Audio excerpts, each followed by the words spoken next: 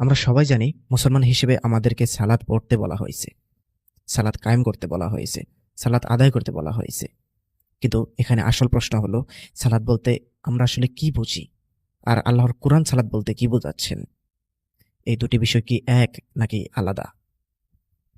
আল্লাহ কোরআনে সালাতের কথা এনেছেন প্রায় ৯০ বারের মতো, যদিও সরাসরি সালাত শব্দটি খুব কয়েকবার রয়েছে, এবং তার সাথে অন্যান্য যেমন মসজিদ শব্দটিরও অনুবাদ করা হয়েছে অনেক জায়গায় সালাত বা নামাজ।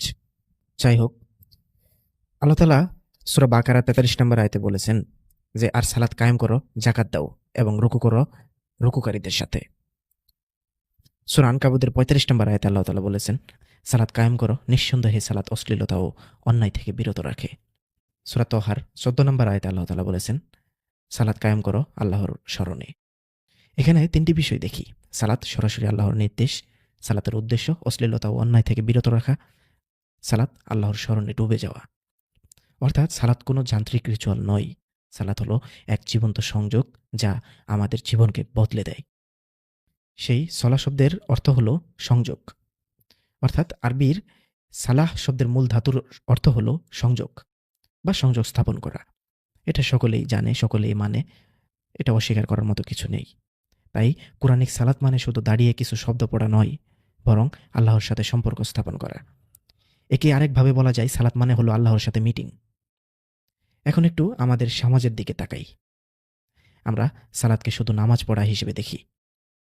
অনেকের কাছে সালাত মানে হলো দ্রুত কয়েক মিনিট দাঁড়ানো, রুকু সিজদা করে কাজ শেষ। কেউ ভাবে শুধু ৫ ওয়াক্ত নামাজ পড়লেই দায়িত্ব শেষ। কিন্তু প্রশ্ন হলো, আমরা কি সত্যি আল্লাহর সাথে সংযোগ করছি, নাকি শুধু দায়িত্ব ঝেড়ে ফেলেছি? আল্লাহ বলেছেন, অতএব ধ্বংস তাদের জন্য যারা সালাতে গাফিল বা অমনোযোগী। সূরা মাউন ৪-৫ নম্বর আয়াত। মানে শুধু সালাত পড়লেই হবে না, যদি আমি মনোযোগহীন, উদাসীন, যান্ত্রিকভাবে সালাত করি বা সালাত কায়েম করি, তাহলে আল্লাহ বলেন তাদের জন্য ধ্বংস। এখন নিজেকে একটু প্রশ্ন করি, আমি কি সালাতে মনোযোগ দিই? আমি কি সালাতের সময় আল্লাহকে স্মরণ করি, নাকি অন্য চিন্তায় ডুবে থাকি? আমার সালাত কি আমাকে পাপ থেকে বাঁচায়? সুতরাং ভাই ও বোনেরা, সালাতের আসল অর্থ হলো আল্লাহর সাথে জীবন্ত সংযোগ, যা আমাকে বদলায় এবং অন্যকে বা অন্যায় থেকে বিরত রাখে আমাদেরকে। কিন্তু বাস্তবে আমরা অনেকে এটাকে কেবল একটা রিচুয়াল বানিয়ে ফেলেছি। তাই আজকের প্রশ্ন হলো, আমার সালাত কি আল্লাহর সাথে সম্পর্ক গড়ে তুলছে, নাকি শুধু দায় সারা নামাজ বাড়িয়ে পড়ছি?